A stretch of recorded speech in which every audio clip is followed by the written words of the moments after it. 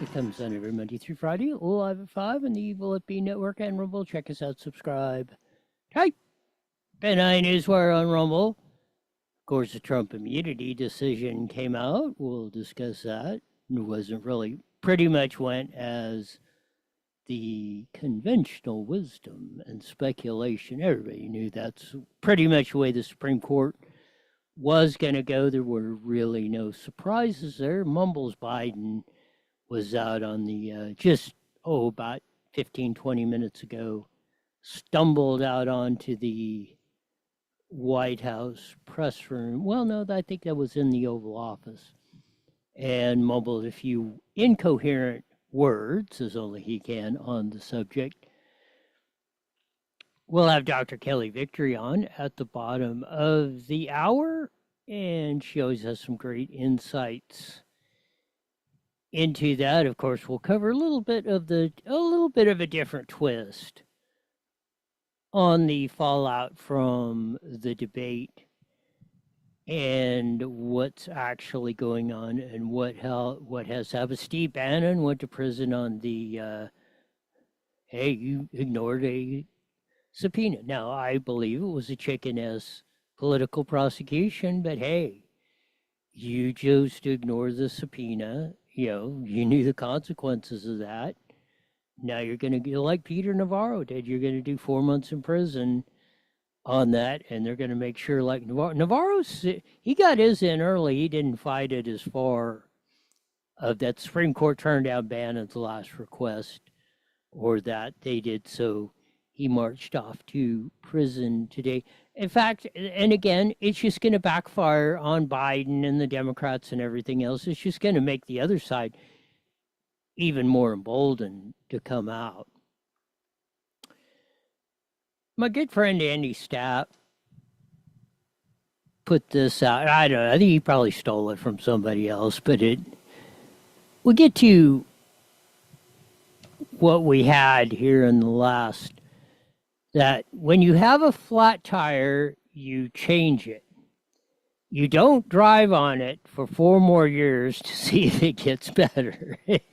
No truer words have probably ever been spoken or posted on the social media wars, but that's absolutely 100% right. That cracked me up, but there's a lot of truth to that. Obviously, referring to Adel Joe, his time, I mean, he should have been out a while ago. Like he had the greatest insurance policy in the history of the world, at least in the presidency of the United States, and Kamala Harris. So even as bad, even as mentally deficient as old Joe is, there is no, I still say I'll take Adel Joe over, well, we won't get into the queen of the sliding poles and everything else up in San Francisco of that.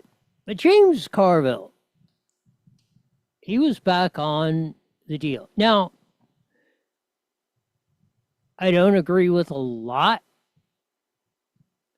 Let me say this, I probably agree with about 50% of Carville's politics. When it comes to 50% of it is goofy, but he's trying to run with his constituency, going where his bread's buttered. But 50% of the time, he will, as the whole Clinton presidency, and he was one of the, I call him the big three. There was Carville, there was Dickie Morris, and there was George Stephanopoulos. Those mainly throughout, well, he got sideways with Dickie there at the end. Those were his three, those were the 3 main guys that got him into the presidency. And probably his 3 closest advisors, at least his first term and a half. Him and Morris got into a little bit of tiff, and I think most of you know the rest is history on that. But again, Carville talks plain. If you don't like the F word, turn out a little bit, but he's a plain talker. He said this before, but he reiterated it on that. Here's more from Jimmy. Here we go. When you start speaking in a language that people don't speak, they resent that. And if you start speaking like NPR, you're going to lose votes. So I tell people, there's one term that I just don't like, the term communities of color. I don't know what the hell it means. So I live in New Orleans. So they got 3 guys on the street corner. I said, hey fellas, how are things in the community of color today? They said, what's the son of a bitch talking about? Seriously, James? Bastard out of here. All right? Talk to address people like they address each other. This is what I've been talking about for a long time. If a word is banned, then it should be banned for everybody. If one person can use a word, then everyone should be able to use the word. It's in the context you've done. And James Carville's what he's saying is exactly right. Only the racist refers to race. I don't care who you are, but only the racist uses and talks and quantifies and categorizes race. Because there's only one race. There's the human race. If you're not a racist. If you're a racist, then you will start chopping things into that for the sole purpose of conquering, dividing, building power, whatever your trip is. Could be financial, political, whatever.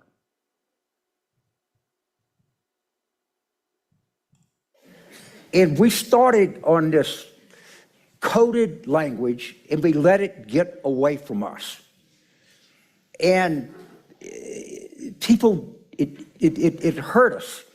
And it's what I call coastal condensation, that we know what's best for you. Don't eat hamburgers, don't watch football, don't drink beer. Guess where our young male number is going? In the toilet, all right? Because Democratic messaging, I'm sorry, is too feminine. It just is. Okay, James, I'm going to stop you right there, but we're going to keep going because I want to quote something you said. You told Donnie Deutsch earlier. He gets into the preachy females and that too feminine. I've been saying that both on the language. We got to quit pussyfooting around all this stuff. Because if we keep it, we're going, we're not going to be able to talk to each other at all. Or you ain't even going to be able to tap on your little phones of that all day. Because every word's going to be banned because it offends somebody somewhere. It's all in the context of how you are using the word. It's not about, oh, somebody's offended. You can't use the word retarded because go stick it where the sun don't shine. It's in the context and how you're using the word, not the word. It goes through everything else. Carville's picking up and echoing one great Royism 101. Here we go. Earlier, actually a few weeks ago, on his podcast, I'm going to try to leave out some of the expletives. Here's what you said. Of course, he doesn't leave out the expletives, so those of you with sensitive ears, please tune out. Unless you want me to say the words. I mean, Okay. So Donnie was asking you about, the shrinking male support for Democrats. And you said, and I quote, "I think Democratic culture has too many preachy females. It's too much, don't eat hamburgers, don't watch football, wear a condom. Like, man, shit, leave me the fuck alone, okay? Like, I got a goddamn life to lead." And then he said, I call this cosmopolitan condensation. James. I get where you're coming from, Thank you. but there are a lot of people for whom, saying that there are too many preachy females might sound like you're a 20th century man in a 21st century country. Look at the way, and this dude sounds gay, but well, whoever's doing the interview, well, that's whatever. Look at it. Well, James, that's a little harsh, isn't it? No, James Carville is exactly right. And like when he said, oh, well, I get where you're coming from, James. And James said, thank you. He should have been saying, it's about damn time we all started saying this. And this has nothing to do with the color of the race. But Carville knows what he's talking about. Carville is right. This other dork is an idiot. And he's exactly the problem of what, especially in the retarded half the population of that. He's trying to, that's what Carville said. You're trying to act like a broad. Dumbass. Act like a frickin' man.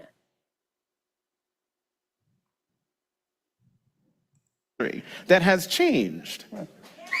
So what's wrong with people saying, and by the way, it wasn't Democrats saying don't watch football. That was Republicans, but that's a digression. Talk to me and other people for whom what you said there is uncomfortable, maybe to some unconscionable. If you think about Democratic messaging, listen to NPR. Read what comes out of there, all right? And you can see it. And I'm sorry, there are too many preachy females in Democratic campaign culture, all right? And we come across to people as judgmental. And that's not good at all. You can come across as understanding. And if the proof is not in the pudding, look at the male number of people that identify as Democrats. And you can keep talking like that, but one of the things that I found out, there are actually people who don't mind losing an election because it makes them feel better and superior. They ain't nothing short of winning. That's what you're about. If you don't win, you don't have shit. You're just running around with talking points. All right? And you don't win elections by telling people that their dietary habits are bad. Or they shouldn't be watching football and drinking beer at the same time. Not good. And again, Carville's exactly right. That dork, whoever he is, that was conducting the interview is the problem. You can't let a bunch of people walking around telling you this and telling you that and telling you you're a complete idiot. The war against a straight white male, as I've said it. That's why Biden was in the tank, minus his mental acuity. Look, and I don't remember who said it, but if AOC was 45 years old, 245 pounds, and looked like a witch, which I mean she does now, first she would not be a congresswoman and nobody would listen to her.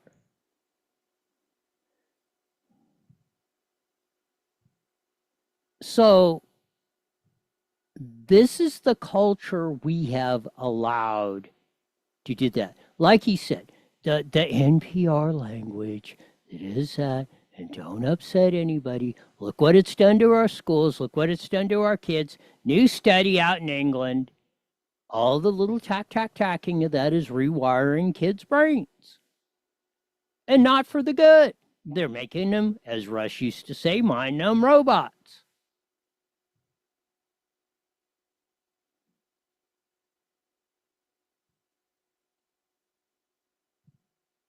So it's absolutely incumbent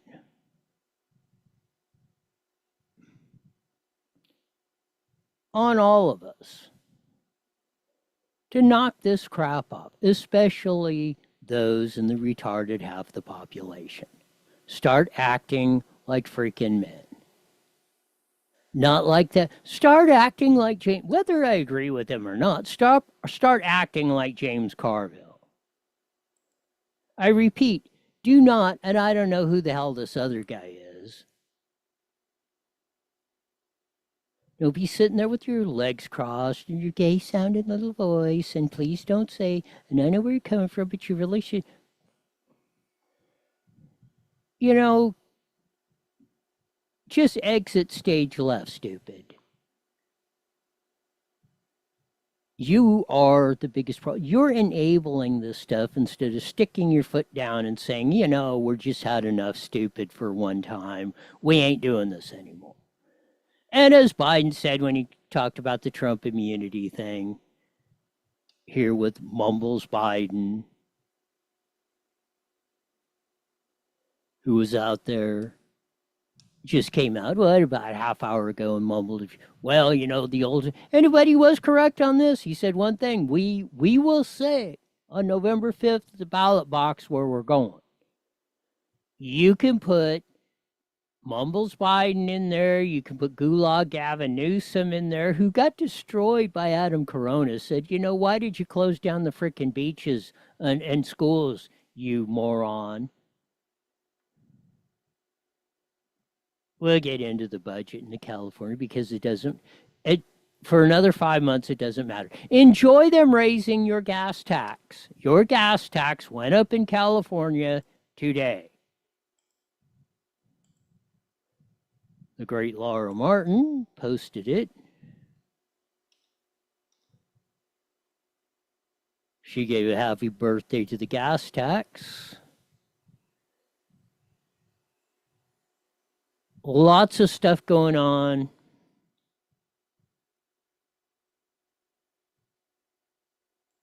Remember this, when little Dickie Roth is running for supervisor in the 1st District of Rivco, well, so is Medina. I mean, you got your choice. Or Sabrina Cervantes. Are you going to vote for Sabrina Cervantes or Cynthia Navarro? Easy call. You want your gas, you want it up, back up past $5 a gallon. The only reason it's dropping below 5 here in CA is because election time's coming in and they're in deep trouble over crime, over the vagrants, over $24 billion. We did homeless housing and we didn't know where the hell it went.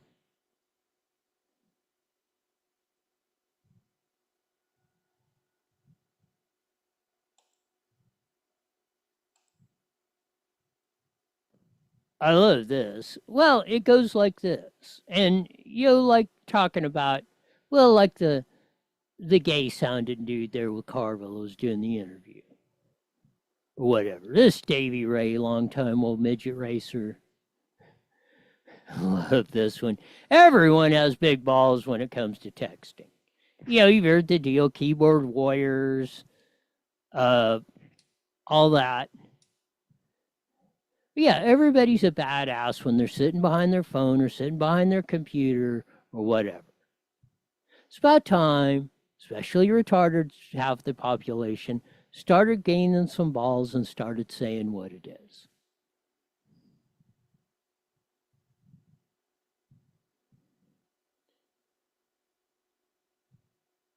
So,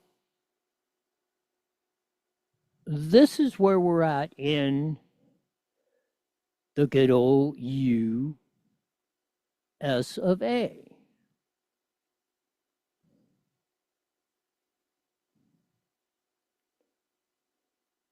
You can either step up or step down. We're going to get to that. Presidency is important. I will argue it's not as important as your local jurisdictions.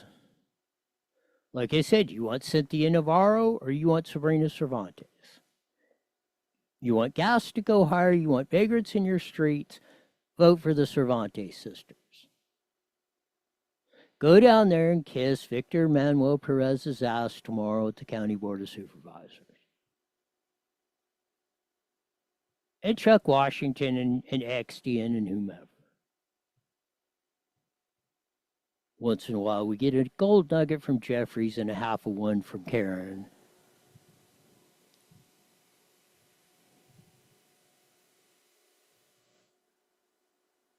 But tell them you're tired of it.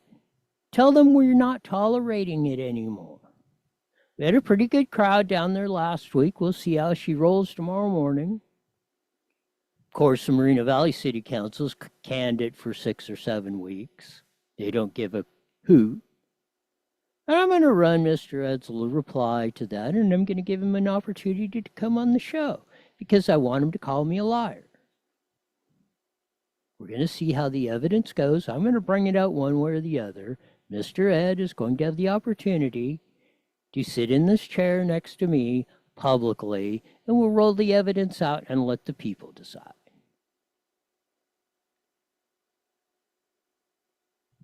Because I know what I said. I know what you told me, Ed.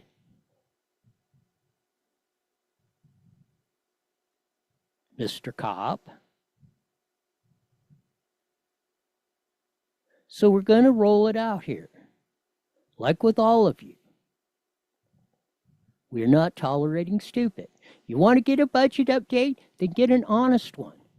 Or start firing the staff that's giving you BS.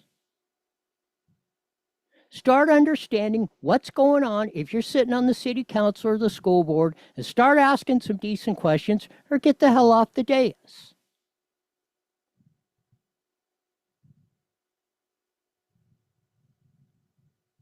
If you ain't got nuts enough to challenge the assholes that are up there, then you are as bad as them.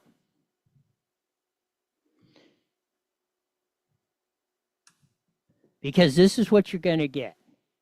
If you ain't got if you're going to sit there and text or that or be Mr. Nice Guy, or sit there with your legs crossed like the gay dude, you want to be like that, or you want to be like James Carville and tell it like it is. We ain't got time to be pussyfooting around or worrying about people's feelings at this particular point in time.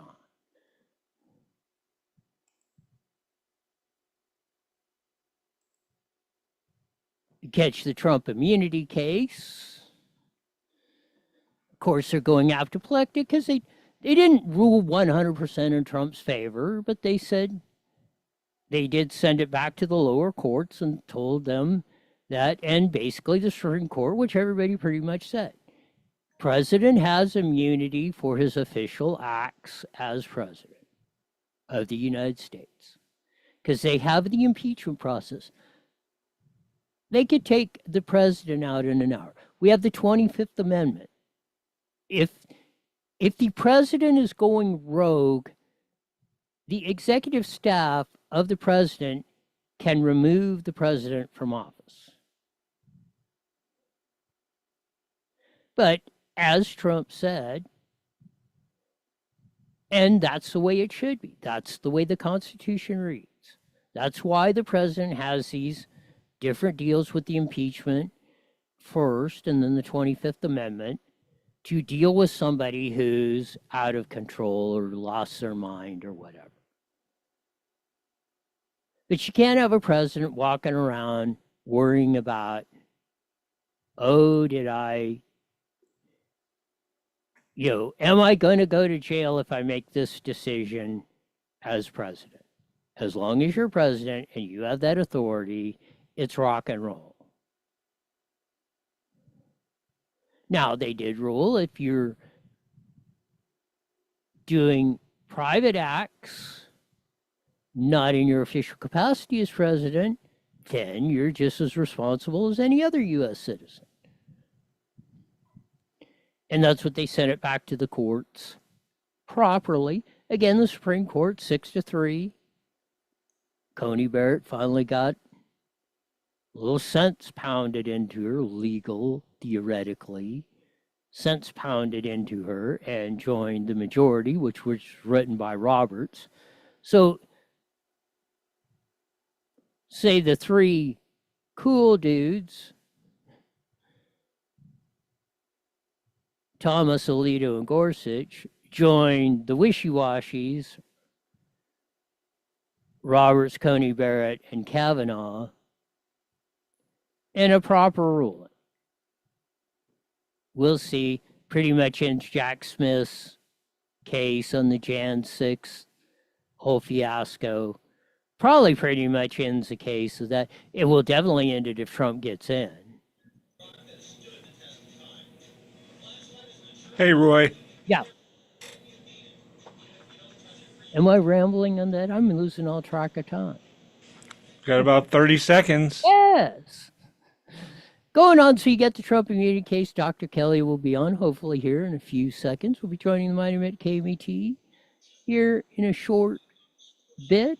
We'll continue and we'll soldier on with all the great news coming up this weekend. And today, lots of good news. The Trump immunity case pissed off Joe Biden. That was worth the price of admission right there. Here we go. 10 seconds. Those who support America. PatriotSwitch.com. IE Newswire Daily is on the air. The following is a paid program. Views and claims expressed are those of the program producer and are not endorsed by this station. Not necessarily those of radio.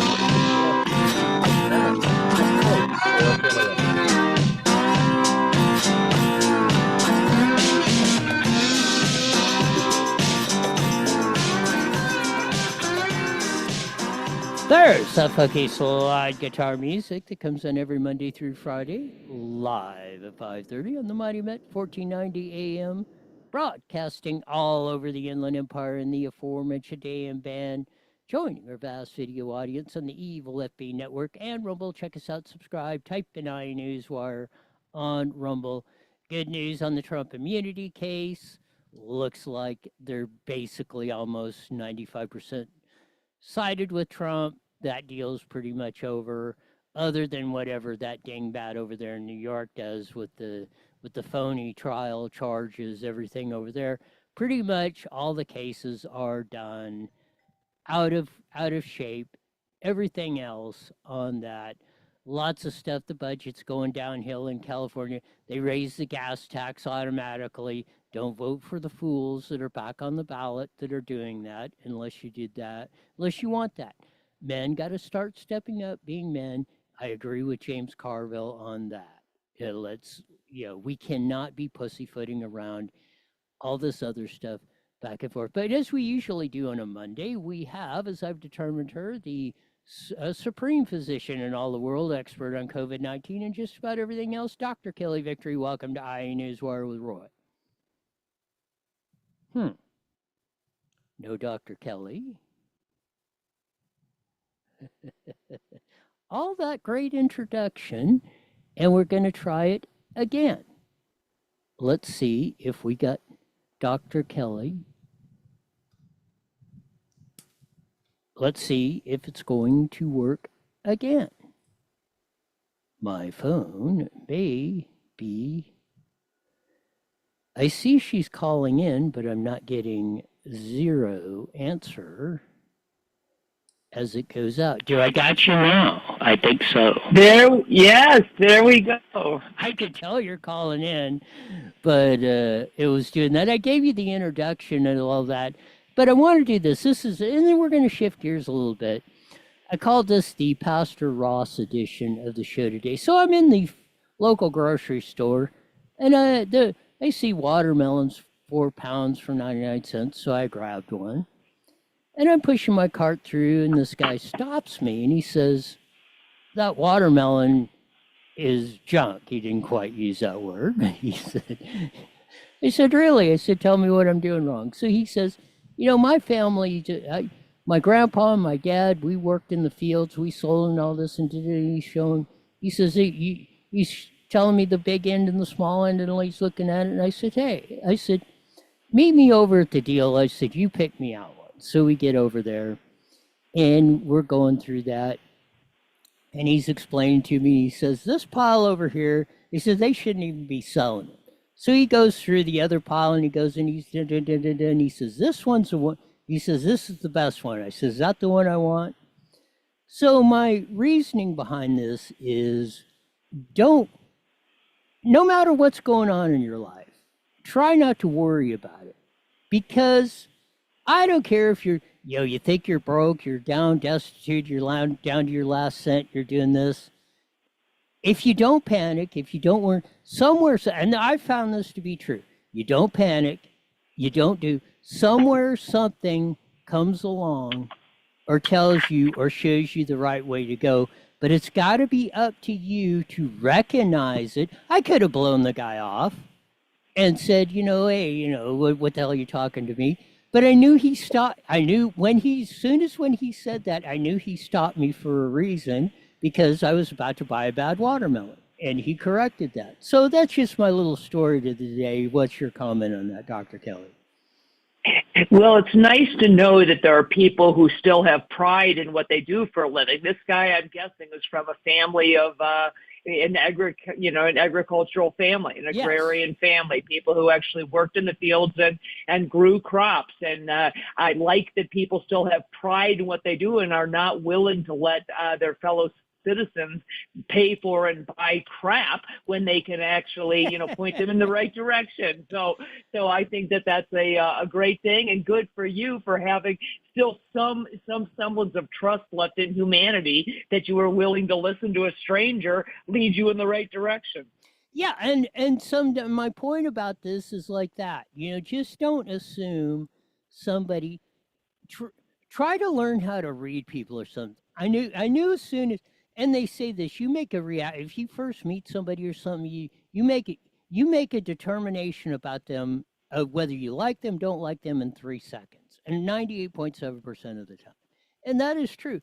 I knew from the minute, like the third word out of his mouth, he was trying to tell me something, which was bad. And yeah, his family worked in the fields and selling watermelon and that, and he's tapping on it and telling, hear that sound, hear that, this one's kind of good, that da da da da, and going through it.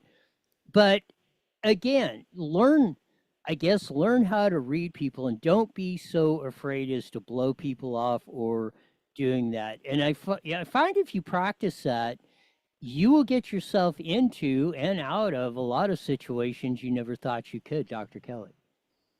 Well, I agree with that. And the other thing that occurs to me, Roy, is that, if you spend any time at all on social media, and pretty much everybody does, you're constantly, there's a barrage of these videos of assaults, of riots, and people acting a fool at the local, McDonald's, and tearing up a cruise ship and throwing lounge chairs and just doing insane things. This is where you really are left to believe that humanity has just lost its mind. But that's not my experience on a daily basis. I live out, granted, in a very rural area, and I spent some glorious summer afternoons out hiking, and the people I run into on the trail, and I guarantee most of them are on the other side of the political aisle from me. I live in a liberal area, so I guarantee we don't share the same political values. But to a person, they are kind, they are courteous, they are respectful, they say hello, they step aside and make room for you on the trail. Everybody has not turned into an idiot and a jerk. There really are decent people still out there in America. One thing, and we'll get to the debate thing, but there's a study that just came out of England, and it has to do with the COVID and the smartphones and the doing that. They're saying basically, the short story of it, all these technological devices are rewiring kids' brains, and it's not for the good. And as Rush Limbaugh said, basically what it said is they're making mind-numb robots out of basically a generation of people probably under 25, 30 years old. And that really does. And I don't want to get into, every generation thinks the other one is stupid on that. That flat does not bode well for the future of mankind everywhere, Dr. Kelly. Oh, I think the data are irrefutable on this, Roy. The apps were designed specifically, number one, to be addictive. They're addictive even to people who are aware of that. They're very hard to put down. They suck you in. Number two, they fundamentally change the way people think. They do rewire your brain. They rewire it in very subtle ways, but also in some very not so subtle ways. And we are seeing this. We have an entire generation of people who are less articulate, less capable of communicating. They don't make eye contact when they speak. They cannot spell or punctuate because all of these things are done for them, first of all, on social media. And there isn't a requirement to have the type of face-to-face, handshake to handshake physical interaction with people that you used to have. Now, half of the job interviews are done by Zoom call. So this is a real cultural change. It's a change in the actual philosophy and psychology of our society. And I agree with you wholeheartedly. It does not bode well because it does not make for a society that is either self-reliant or resilient, two things that are critically important in times of crisis. We had you on the day before the debate on Thursday, on Wednesday, and I'm going to say you were actually probably way too kind in predicting the way Joe Biden was going to go. You almost couldn't have scripted a worse performance at that debate from Joe Biden of that. And if there's any question that the man is in severe cognitive decline, to use the semi-medical determination, then, there's just no hope for you, Dr. Kelly. I agree. Biden did not disappoint on Thursday night, exactly as predicted. And I'm laughing about this, about something that truly isn't funny. The man has the relatively advanced signs of Parkinsonian dementia. As you know, I've been reporting on this since well before the 2020 election. He has every visible sign of Parkinsonian dementia. This is first-year medical student stuff. Obviously he had the physical signs that were more apparent to most people, but now the cognitive signs are unable to be denied. It was an embarrassment. I really don't know how his wife, Dr. Jill, sleeps at night, knowing that she is responsible for putting her husband in a position on a daily basis to humiliate himself. So that's above and beyond the huge national security threat that it poses for us to have a commander-in-chief who is not of his full faculties. He was confused, he was dazed, incapable of forming full sentences, commonly losing his train of thought, mumbling, forgetting where he was. And I am quite sure, although I cannot prove it, that he had an earbud in his right ear, which is why he never looked at Trump or at the moderators when he wasn't speaking. He was always looking down and sort of tilting his head the way a dog does when you talk to a dog and it's trying to understand what you're saying. I hate to say it, but that's the truth. So I'm, 99% sure that he had an earbud in, and even with somebody feeding him reasonable answers to the questions, he was getting confused. And then anybody who saw the little bit of the clip at the end of the debate after it was actually over, and Jill Biden had to go and physically help him down the 2 steps from the stage, it was really, really a tragic appearance. There's no question that Joe Biden is beyond debilitated. He has advanced cognitive decline and really cannot serve a day longer from my perspective. You said something about Jill, and it's been my contention. Jill is basically the de facto president of the United States, and I think Jill just can't give up the power. What say you, Dr. Kelly? No, I think that that's true. I think this is much like when Woodrow Wilson had a stroke and his wife was de facto, president during that period of time. They kept it hidden from the American public. This one, there's no way to hide. I don't think that Joe Biden is making the policy decisions. I think that's happening by people like Barack Obama and Valerie Jarrett and Susan Rice and the rest of that cabal.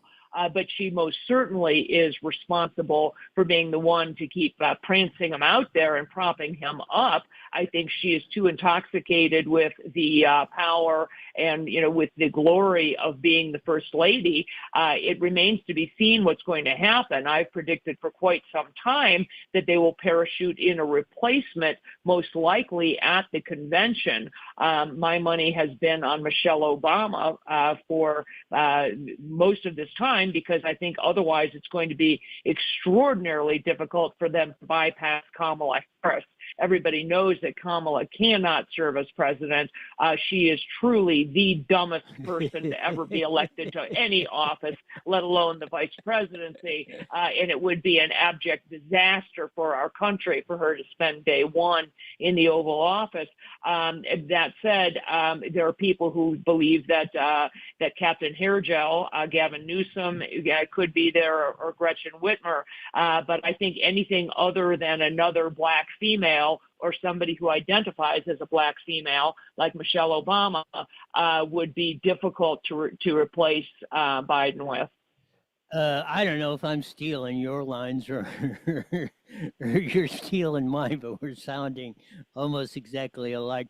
Our awesome engineer over there, KMET, Sean, wanted to get your comment in this. This is Dana Bash over at CNN interviewing Nancy Pelosi. Let's see if she'll play. Very much Biden, Kamala Harris, and this is an opportunity for Joe Biden to go out there and show he has the stamina and the rest. And by the way, while the press, and for some reason they don't, there are healthcare professionals who think that Trump has dementia, that his connection, his thoughts do not go together. But not only that he just lies, he doesn't even know the truth. So if we're just talking about mental acuity, let's be fair about it. I don't think Tom Friedman thinks that Donald Trump should be president of the United States. And I can't take much of that witch over there, but what was fantasizing to me about that clip is Dana Bash's reaction. She's looking like they're thinking, we might be able to make an excuse for Joe, but you're sitting there lying about exactly what's going on here. You're trying to make it, we're all watching this, and you're telling us that our lying eyes didn't see what we did. And then Tom Friedman, the New York big time libtard, New York Times columnist who called right after the debate, say Joe's got to go. Like, well, I didn't do that. And Dana Bash is saying, well, yes, he did. That he's the one that called for this. What are you talking about, Nancy? Nancy's about a step and a half, I think, behind Joe on this. But again, Dana Bash's stunned look like, oh my God, how am I going to get through this? How am I going to defend this? What the hell? Would you please shut up? Nancy, was absolutely priceless, Dr. Kelly. Well, unfortunately, I couldn't hear that clip, but I think I had seen the one that you were playing previously, Roy. The reality is that the talking heads, first they were all hair on fire the night of the debate, and they were about to commit hara-kiri. All the Democrats went in full-blown panic. Then they very quickly started to scramble around and trying to figure out if there was any way to spin it. Oh, it was the cold medication he was taking. Oh, he was on the wrong side, and the camera angle was bad for him.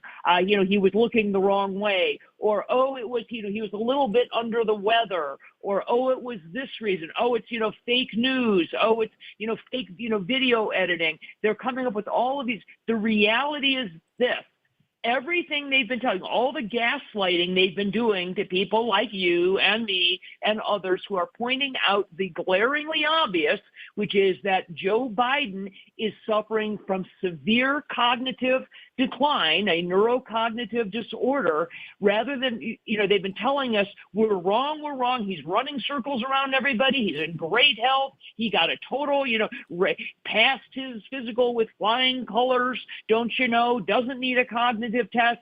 He's up at dawn and, goes to bed at midnight. All of this, we all know is a bunch of hooey. They got called out on it. And now, they're sort of damned they're damned any way they play it, because if they acknowledge that he needs to step down, which is the reality, then they have to acknowledge that they were lying all of these months and years saying that what we were seeing wasn't true, and if they don't call for him to step down, then they don't have a hope, in hell of getting somebody elected. They really are in a pickle, and I never put it past the Democrats to come up with a way to cheat. So, you've always got to keep that as a possibility, just the abject cheating that will happen. But at this point, I believe I would love to be a fly on the wall in some of these war rooms right now, because the discussions have got to be pretty fiery. 100%. You mentioned that about Gavin Newsom, again, during this whole deal he trotted it out, on 60 Minutes about 2 months ago, that Joe Biden's up at, Trump used to get up at 4 a.m., he's up at 3:30, Trump used to go to bed at midnight, Joe's up till 1 o'clock, he's working 20 hours a day, all this. Now, why even say something like that? It's more possible that I will be on the planet Pluto in 30 seconds than that happening. Why even say something so preposterous? This is like Pelosi was running this whole vibe. Why say something that's so preposterous, so obvious at this point? Unless they're just on a Harry Carey suicide mission and they want to lose, which I rather doubt, but I don't know. We got a couple minutes left, Dr. Kelly. No, I think it is stunning to me how much they are willing to lie and obfuscate. Why not just call it like it is and say, wow, if you truly didn't realize what the bad shape that Joe Biden was in, if you truly didn't get it, then acknowledge that and say, wow, I just didn't see it. I guess I hadn't watched carefully enough. Now I see it, and I agree. He needs to step down immediately. This is not anybody who watched that debate on Thursday night has got to acknowledge this man cannot be in charge of the nuclear codes, people.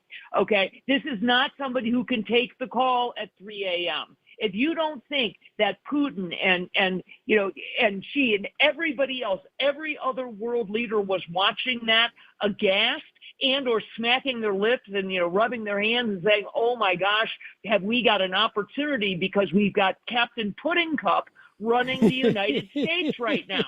This is not a good look. I mean, we are in a heap of trouble.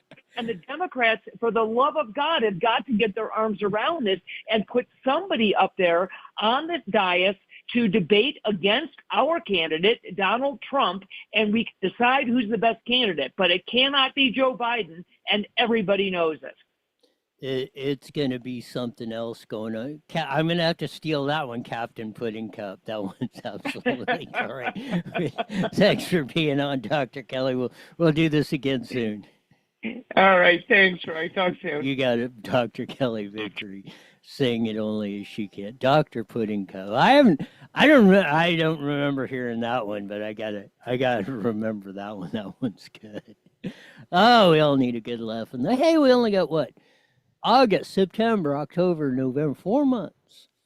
We only got to hold down 4 months and 4 days. This is July 1st. Well, out July 4th. Well, after July 4th. When we come back on July 5th, it'll be exactly, I think that's Friday. Friday will be T-minus 4 months and counting, like they say in Houston. Getting ready for, hopefully, this nightmare will be over. And that was kind of my story about Pastor Ross, and we'll have some more updates on that coming on that whole story. I didn't give you the whole enchilada on that, but we'll get to it. But we shall see. We will be right back. As you know, I've been talking about standing up for our country, doing something. These big box stores stayed open while the little guys closed. Will our voices be heard? Does voting with our dollars work? PatriotSwitch.com gives patriots the power to walk away from the big box stores forever. Stop supporting the enemies of freedom now. That's why PatriotSwitch.com was created, for those who support America. PatriotSwitch.com. Is your car doing the hucklebuck and afraid you will be stuck? Well, head on down to Toyota of San Bernardino, Nissan of San Bernardino, Subaru of San Bernardino, and the San Bernardino Auto Mall, and catch a Camry, look ravishing in a Rogue, or be styling in a Subaru. Don't forget I-10 Toyota in Indio for those of you in the lower desert. You deserve to be the happiest human on the planet. So head on down to one of these 4 great dealerships for the car of your dreams. Spread the word. IE Newswire is now on every Monday through Friday, live at 5 p.m. on Rumble and KMET 1490 AM, 5:30 to 6 p.m. Join all the cool kids who want an eclectic look at the news without all the filters of the evil scoundrels of social media and the despicable dorks of the dominant press. Don't bumble and stumble. Subscribe to IE Newswire on Rumble and roll with the best hillbilly hoedown around. That's it. If you want to buy American, go to patriotswitch.com. If you need a new Subaru or Toyota, go to one of Cliff Cummings' great dealerships this December, Ladino Automobility 10 and 215 freeways. Don't forget I-10 Toyota down in the lower desert. Man, oh man, well, we'll have some fun on that. I'm sure. They had the big Camp David meeting with all the Biden crime family. They're saying, hey, I think they said, there was all, Joe's going to, everybody was putting the pressure on Joe to resign. I think they're saying, hey, miracle on miracle, we know we're either going to win this thing or we're going to jail. So they're just rolling the dice. I don't think Joe's going to step down. I don't think the staff's got balls enough to pull the 25th Amendment, even though I think they got a perfect right to do it. Although I wish they wouldn't for 2 things. I think, obviously, Joe's the easiest one to beat. Maybe Kamala. Kamala might be, Kamala is easier to beat than Joe. But Obama, whether they get Big Mike or whomever, it's going to be, you pull this, it's going to be a disaster. And I think they know it. I think the Bidens know, hey, we're just going to, maybe we only got 4 months and 4 days of freedom left. We're just going to ride it out. I don't know. There's something, because nothing, everybody was speculating when he came out. That's why he was going to come out and say something, or he was quitting on that little deal that he was commenting about Trump's immunity deal. Ain't happening. I don't think so. I mean, it could, never say never. But I said it. I think at this point, I think the Bidens are dug in and they're going to roll with it. And unless they invoke the 25th Amendment, because Congress ain't going to do it. So there we are. That'll do it for today, as we usually say at this time. Mandatory, you're back here in 23 hours live to hear the best darn show in the whole wide world. Until then, see ya. The proceeding was a paid. All right, Roy. Yeah, I think it's a little too late for them to pull him out because. Yeah. They can't. Even if he comes out of the race now, if he bows out, they can't change him on a couple ballots already in a couple. Days. They're almost running out of time of change. From now till then.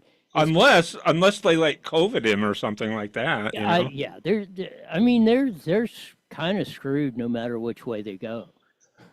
I love it. Maybe things are finally turning around, Sean. Yeah, let's hope so. My God. Got her. All right, take it easy. Got it.